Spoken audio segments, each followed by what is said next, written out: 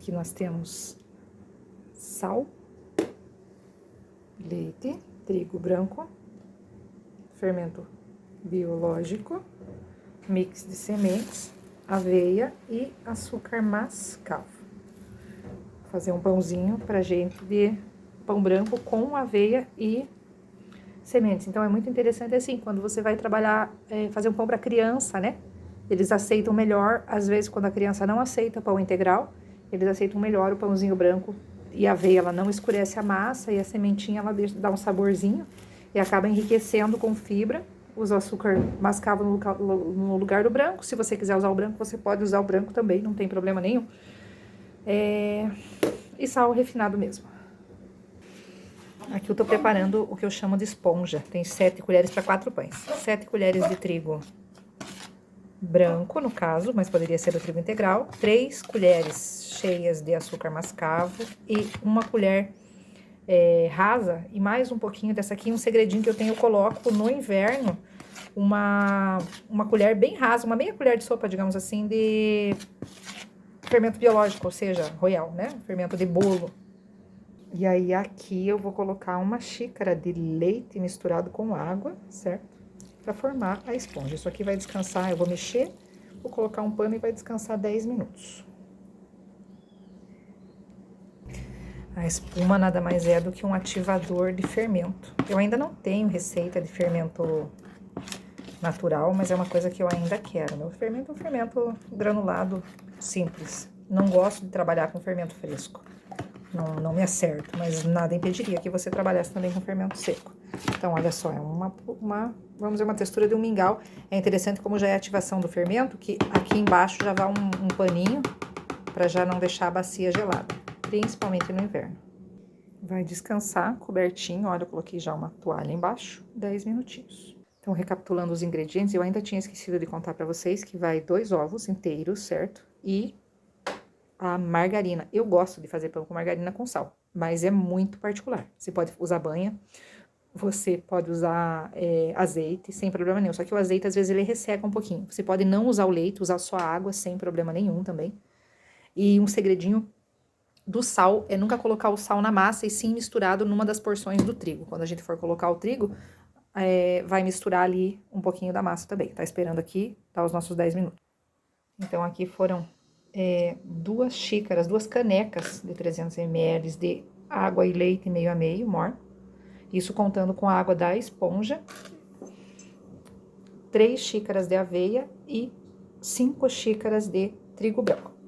2 colheres de sopa, 3 colheres de sopa da semente. 2 ovos e 3 colheres de sopa cheia, mas não tão cheia, digamos assim, de margarina. Esses são os ingredientes. Uma massa firme, certo? E ele vai crescer aí, dependendo do clima, umas 3 horas, pelo menos, antes de informar.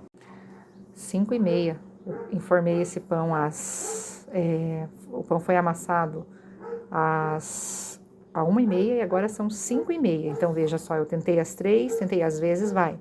É um pão de uma massa mais firme. Poderia sim, da próxima vez, eu tentar fazer um pouquinho mais mole. Mas a massa, uma coisa que é interessante a gente saber sobre o pão, que é importante deixar ele crescer. Isso é uma coisa que eu aprendi com as minhas funcionárias lá no asilo. Esquece o pão, se for necessário. Então, ele cresceu 4 horas. Agora eu vou colocar ele nas formas e provavelmente ele vai ser assado em torno das 8 ou até 9 horas. Eu só vou colocar ele para assar quando eu achar que ele cresceu. Então, pãozinho na forma. Uma massa muito boa de trabalhar, porém uma massa firme. Vamos ver como é que vai conduzir. Um pão muito bonito. Dica muito legal aqui, nós temos quase 2 horas do pão crescendo. Uma dica bem legal para o inverno. Você pega uma mantinha, coloca mais grossinho embaixo, e aí você vai cobrir o pão, literalmente. Mas olha só, com só uma camadinha fininha da manta, porque senão o pão não vai crescer. Mas ele tá crescendo muito bem. Daqui uma meia hora, como era o previsto, eu já devo colocar no forno às 8, olha só. Ele já mais que dobrou do tamanho. Então, isso aqui, quando ele for pro forno, ele vai crescer ainda mais. E como eu falei, é um pão de massa firme.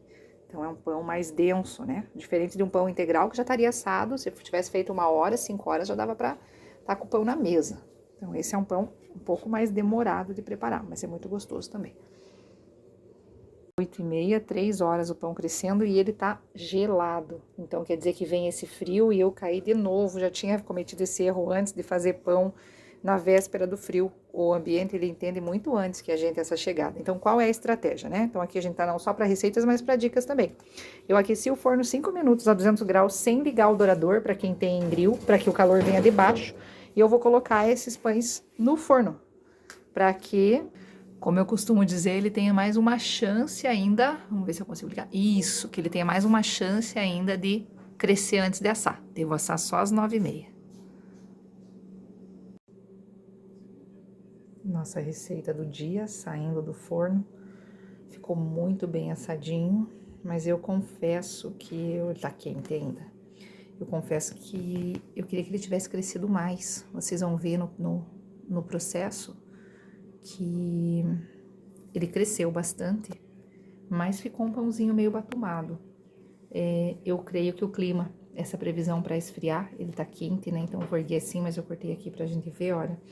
Ele não tá um pão seco, olha só. Tá uma massinha, mas tá uma massinha mais pesadinha. Se eu ver amanhã que ele fica mais para batumado, eu torro, faço torrada. Mas eu acredito que ficou um pão muito nutritivo. Vamos lá para a receita.